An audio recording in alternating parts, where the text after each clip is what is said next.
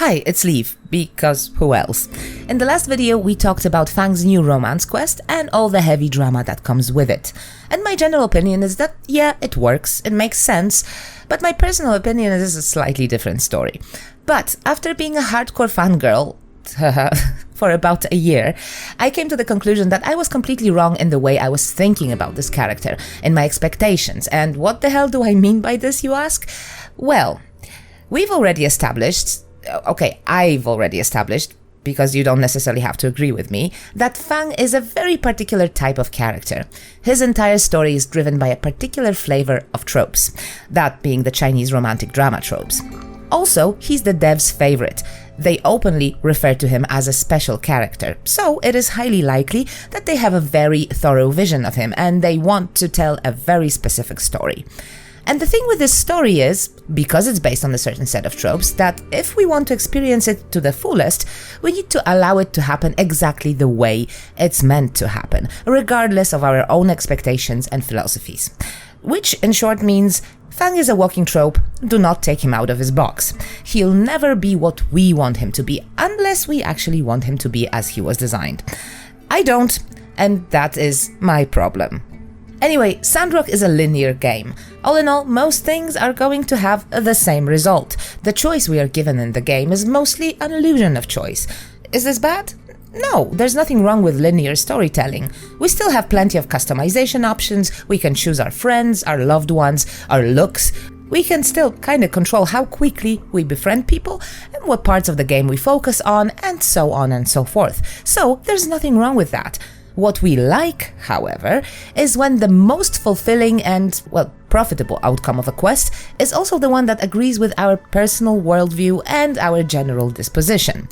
And this is the reason why so many of us hate cheery conspiracy, because we are so used to self-inserting, and we know we would never allow anyone to play such an immature and irresponsible prank on someone.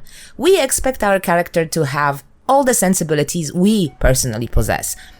And it's only natural. The thing is that to allow Fang's story to unravel the way it's quote-unquote supposed to, we ourselves need to become a certain type of character. And, surprise, surprise, it's true with every love interest, because they all have their own character traits and their own preferences. But with Fang, it's a bit counterintuitive because we're not guided by his preferences, we're kinda going against them to an extent. We are guided by the story itself. Of course, it's difficult, especially since at first we have no idea what's expected of us. But when we pay close attention to the way the story progresses and the dialogue choices that get us the most complete results, a very specific picture starts to emerge. The thing is, it only starts to emerge after we've played for a long while. Only after finishing the newest quest did I fully grasp the type of character that the builder is supposed to be in order to achieve the canonical feel of the storyline. The game kinda gives us a hint in the form of Arvio, because he is the only character actually interested in Fang as a person. He is the only one, apart from Mort, who makes an actual effort to get to know him. He makes a terrible job of it, but at least he tries, and we can actually kinda bond with him over this fascination with Fang.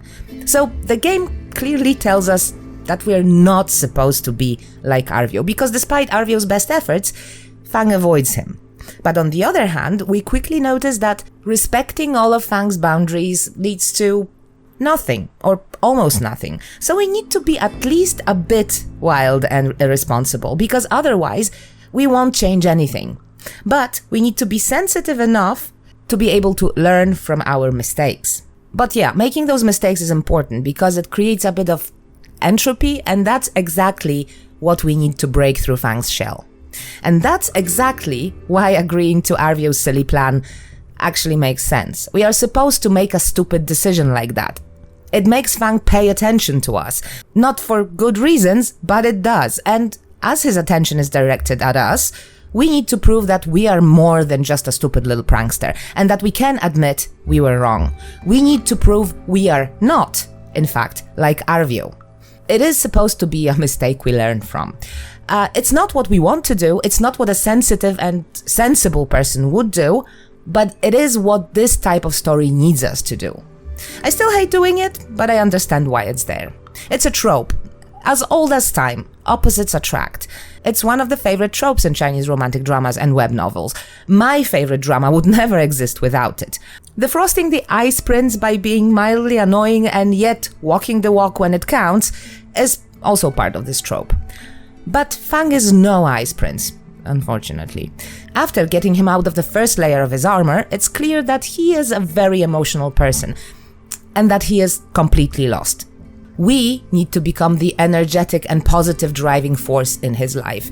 And we need to be very clear how much we care about him. He doesn't do subtle. He is so tangled up in his own doubts that subtlety doesn't get through to him. So it's small wonder that in the last quest, selecting the most dramatic dialogue options makes the most sense. After replaying it a couple of times, I noticed that we get the most cohesive result when we allow ourselves to be very emotional and even angry.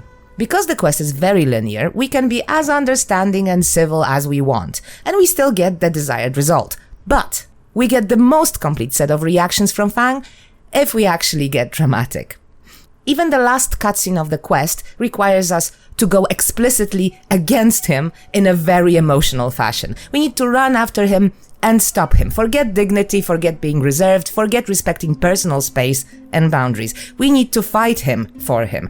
We need to disrupt his rhythm. We need to do things, even stupid things at times, to stir the stagnant, dark mindset of this man. And if we were to treat his behavior seriously, it comes off as very toxic and doesn't bode well for the future. If we don't look at the situation through the filter of tropes, we can see red flags all over this damn thing, and that's exactly why we shouldn't approach Fang with too serious a mindset. This way madness lies. He is supposed to be a tropey, over-the-top guilty pleasure in an equally over-the-top game. So, anyway, to get the best results, we need to squeeze ourselves into a certain mold.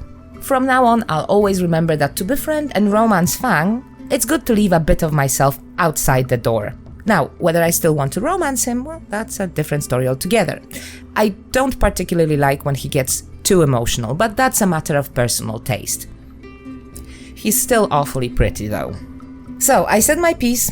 I can't believe I'm actually defending Cheery Conspiracy, but after thinking about it for a while, it makes sense, even if it doesn't make sense in our eyes. But look at it like this. All the characters have different requirements. You always have to do what suits them to get the best results. If we only try to be ourselves in front of all the characters, it sometimes can be like giving them 10,000 spoons when all they need is a knife. Okay, so that's gonna be it for today. Thank you so much for watching, and I see you in the next one. Take care.